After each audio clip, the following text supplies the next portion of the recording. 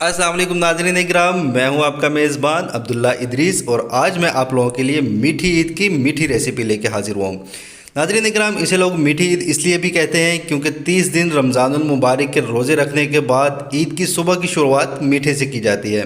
तो आज हम ईद रेसिपी में बनाएंगे शीर खुरमा।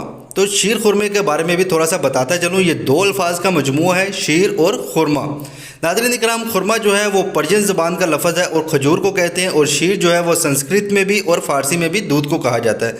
तो बेसिकली खजूर वाले दूध को शीर खुरमा कहा जाता है। फिर आहिस्ता आहिस्ता हमने इसमें सवैयाँ ऐड कर दी, कुछ ड्राई फ्रूट्स ऐड कर दिए, कस्टर्ड पाउडर ऐड करके इसे एक मज़ेदार सा शीर खुरमा बना दिया। तो वीडियो शुरू करने से पहले आप सबसे मेरी रिक्वेस्ट है कि अगर आपको मेरी वीडियोस अच्छी लगती हैं तो इसे लाइक, शेयर और आपके अपने चैनल लाहौरी जायके को सब्सक्राइब करना है बिल्कुल भी मत भूलिएगा। तो शुरू करते हैं अल्लाह का नाम लेके। बिस्मिल्लाहिर्रहमानिर्रहीम। यहाँ पे मैंने एक बर्तन चूल्हे पे चढ़ा दिया है, चूल्हे का फ्लेम ऑन कर दिया है और इस बर्तन में 2 लीटर दूध ऐड कर दिया है। अब हम दूध को उबाल आने का इंतज़ार करेंगे और उबाल आने के बाद इसी फ्लेम पे इसे तकरीबन 10 से 15 मिनट तक मज़ीद पकाएंगे ताकि दूध जो है वो गाढ़ा हो जाए। तो जब तक दूध को बॉयल आता है नाज़रीन इकराम, दूसरी तरफ हम लोग कुछ ड्राई फ्रूट्स हैं हमारे पास, वो बारीक बारीक काट लेते हैं, जिसमें हमारे पास बादाम है, पिस्ता है।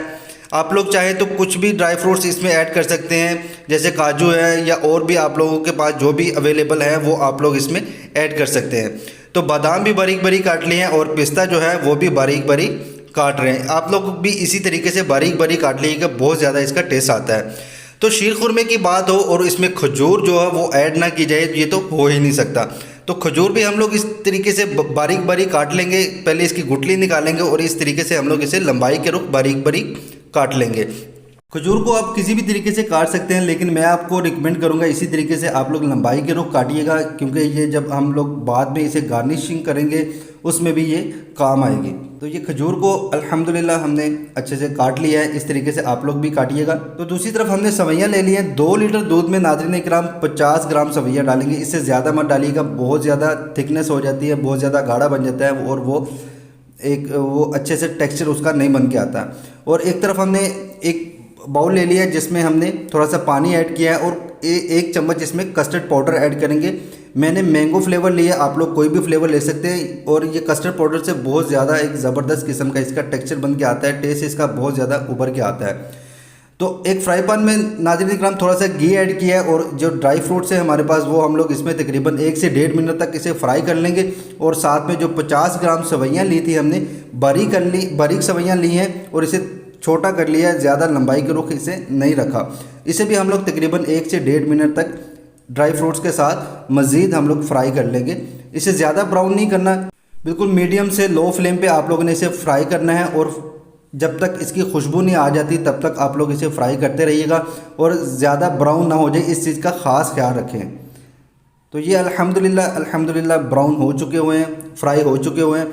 तो दूसरी तरफ दूध जो है उसे भी बॉयल आ चुका हुआ है। दूध को बॉयल आने के बाद हम लोग करीब इसे 10 से 15 मिनट तक मज़ीद इसी तरीके से पकाते रहेंगे ताकि दूध थोड़ा सा गाढ़ा हो जाए। तो 10 से 15 मिनट तक इसे पकाने के बाद जो चीज़ हमने फ्राई करके रखी हुई थी, सवैयाँ और ड्राई फ्रूट्स हमने जो फ्राई करके रखे हुए थे, वो हम इस उबलते हुए दूध में डाल देंगे। ये देखिए, डालने के बाद थोड़ा सा इसे पकाएंगे हम और थोड़ा सा पकाने के बाद फिर जो कस्टर्ड पाउडर हमने पानी में घोल के रखा हुआ था वो थोड़ा थोड़ा करते हुए इसी उबलते हुए दूध में हम लोग डाल देंगे। ये देखिए, 1 चम्मच कस्टर्ड पाउडर आप लोग यूज़ कीजिएगा 2 लीटर दूध में।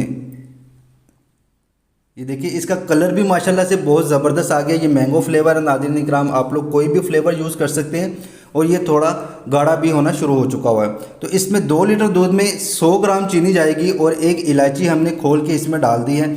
इलायची से बहुत ज़्यादा मज़ेदार किस्म की इसकी खुशबू आती है, इलायची इसमें लाजमी यूज़ कीजिएगा। तो इस पॉइंट पे शीर खुरमा जो है वो बन के तैयार हो चुका हुआ है। अब हम चूल्हे का फ्लेम ऑफ कर देंगे और शीर खुरमे को रूम टेम्परेचर पर आने देंगे। ये देखिए, इसका जो गाढ़ापन है वो भी अल्हम्दुलिल्लाह बहुत ज़बरदस्त किस्म का है, ना ज़्यादा ये गाढ़ा है और ना ही ज़्यादा ये पतला है। तो जैसे ही ये रूम टेम्परेचर पे आएगा तो हम लोग इसे सर्व करेंगे। तो नाज़रीन इकराम, ईद की बात हो और शीर खुरमे की बात ना हो, ये तो हो ही नहीं सकता। आप लोग ये रेसिपी ज़रूर ट्राई कीजिएगा, मोहब्बत से बनाइएगा, मोहब्बत से खाइएगा और अपनों को मोहब्बत से खिलाइएगा, आपकी ईद की खुशियाँ दोबाला हो जाएंगी इंशाल्लाह। तो आप लोग जब ये रेसिपी ट्राई करें तो अपना फीडबैक देना है मुझे बिल्कुल भी मत भूलिएगा।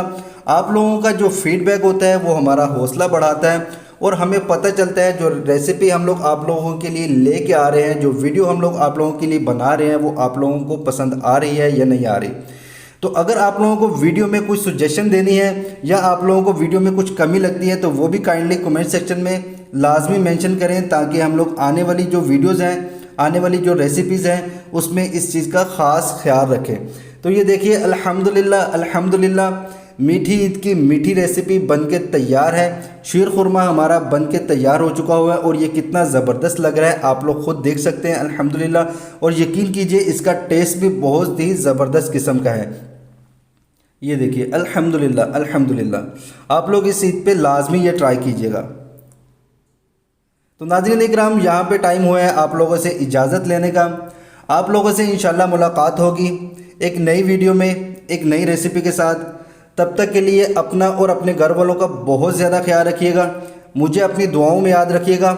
और जाते जाते एक दफ़ा फिर से रिक्वेस्ट करता चलूँ, जो लोग मेरे चैनल पर नए हैं वो काइंडली इसे सब्सक्राइब किए बगैर मत जाइएगा। सब्सक्राइब करने के बाद साथ बने हुए बेल आइकन को भी प्रेस कीजिएगा, ताकि हमारी आने वाली जितनी भी वीडियोज़ हैं उसके नोटिफिकेशंस आपको टाइम पे मिले। तो अपने मेज़बान अब्दुल्ला इदरीस को इजाज़त दीजिए। अल्लाह हाफिज़।